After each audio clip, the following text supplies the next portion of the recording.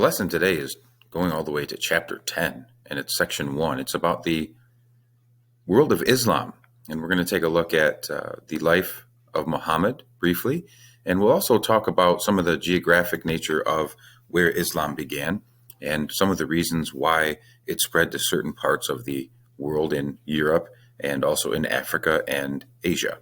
So Roman numeral 1 talks a little bit about geography with deserts, towns, and trade routes, and it's centered on the Arabian Peninsula. This was a crossroads of 3 continents, the continents of Africa, Europe, and also Asia. As we probably know by this part in the year and in the textbook, there's not much water in this region, not a great deal of fertile land for agriculture either. It is mostly desert, and this region was historically inhabited by nomadic Arabic herders. And then we have a little bit of information on desert and town life, which would talk about the Arabic nomads, which were known as Bedouins. Now, like the Mongols, the Bedouins organized themselves into clans. And the Bedouin peoples were really tough because they had to be for survival. The Bedouin ideals involve courage, loyalty to family, and also warrior skills. These characteristics would become essential to the Islamic religion and faith. And I think one of the things you have to take a pause and understand here is that the Bedouin ideals are all about survival. They're living in the desert. They have limited access to water and other resources. And so things like loyalty to the family, warrior skills when there's going to be conflicts over water sources and land suitable for farming, these are things that are going to be necessary for survival. And these characteristics culturally were implanted into the people of the region. Capital letter C is going to talk about this region as a crossroads of trade and ideas. I think let's jump to the map here. This is the Muslim world around 1200, which is when the AP exam begins. So this is the time period of how sort of this region of the world looked at the start of questions that you might see on the AP exam. Right here, Mecca and Medina are 2 very important cities for the early expansion of Islam and the early foundations of the faith. But then you can see from the Arabian Peninsula here that it's going to expand over into India and parts of Asia here. Also, these red lines, these hard red lines, are the extent of the empire into Africa. Okay, so the Arabic people here traded with 2 empires to their north, the Byzantine Empire, which was the eastern half of the Roman Empire, and also the Sassanid Empire, which was at that time the Persian Empire. The ancient Persian Empire has dissipated. They were conquered by Alexander the Great. This is kind of a restart of the old Persian Empire here. Through these areas, the Arabians would acquire goods and ideas from the East and throughout the world. Now remember, goods and ideas is referring to not only trade, but cultural diffusion, which expands culture and spreads cultural ideas. A lot of this is centered on the city of Mecca. Mecca is a city in Western Arabia. An ancient shrine existed at Mecca, which was called the Kaaba. The Kaaba was initially tied to Abraham as a monotheistic shrine, but eventually became a place of polytheistic worship, multiple gods, people coming there with idols, and they would turn this site into a polytheistic place of worship. Now, despite a lot of polytheistic thought in the region, the concept of monotheism was present in the Arabian Peninsula. You had Judaism in this very close proximity, and of course Christianity by this time was something that was going on. Now, the word that monotheistic Arabs called their God was Allah, and that is simply the same word that Christians and Jews use, and eventually this would be used by the Muslims. Now, this all starts with Roman numeral number 2, the Prophet Muhammad. Muhammad was born in 570 AD in the city of Mecca. He was born into a fairly powerful family, but his parents died when he was 6, and so he was raised by his uncle and grandfather.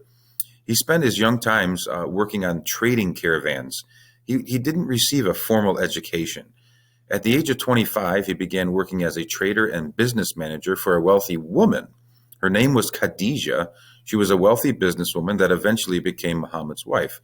She was a little bit older. She was 40 years old when Muhammad was 25. So there was a little bit of an age difference there, but their relationship began through work. Next is going to be capital B, the Revelations. Muhammad spent a lot of his time praying and meditating at a cave near Mecca. Muslims, or practitioners of the Islamic faith, believe that the angel Gabriel spoke to Muhammad on behalf of Allah. Muhammad became convinced that he was the last prophet and began to teach about Allah. Now, a couple of key terms for students who may not be acquainted with this information. The word Islam means submission to the will of Allah. It's also the word for the religion that was started by Muhammad. The word Muslim is one who has submitted or somebody who practices the faith. Okay. At first, Muhammad had a very small and close following. The initial followers that were Muslims were his family, himself, his wife, and a few friends.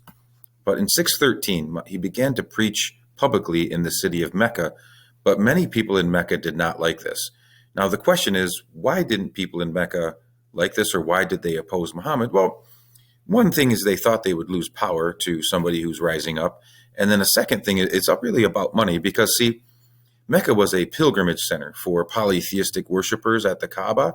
And when those pilgrims come to this region, they're going to spend money in the markets and the shops in the old city of Mecca. And so these people who owned these shops thought, well, if this guy starts trying to spread monotheistic thought, then we might have conflict and we might lose some of the tourist money. And so that's really a big issue. And that's one of the reasons why he was sort of rejected at first there. Then we have a major event called the Hijra. Because of the hostility toward him and his followers, Muhammad left Mecca in 622. He traveled north to a town called Yathrib, which is, I think, more commonly known as Medina today. It's about 200 miles north of Mecca. The Hijra is the name for this move from Mecca to Medina. At Medina, Muhammad was successful in becoming a religious, political, and also a military leader, and he would use these three facets to create a march with an army and return to Mecca. And so that's where we're here at capital D. In the year 630, Muhammad and an army of 10,000 of his followers marched on the city of Mecca.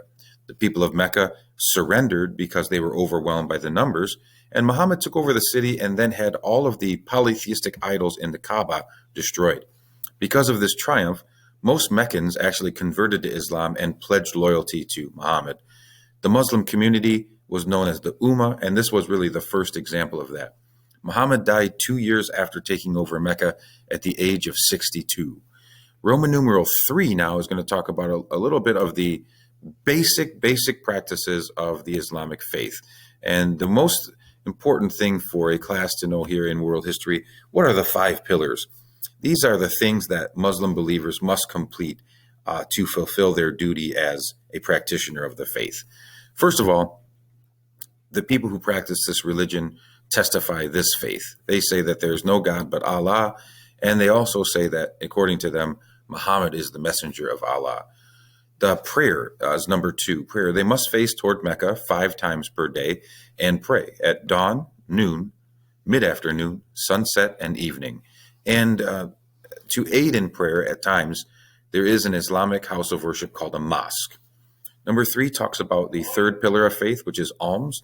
It's a religious tax that is meant to support the poor.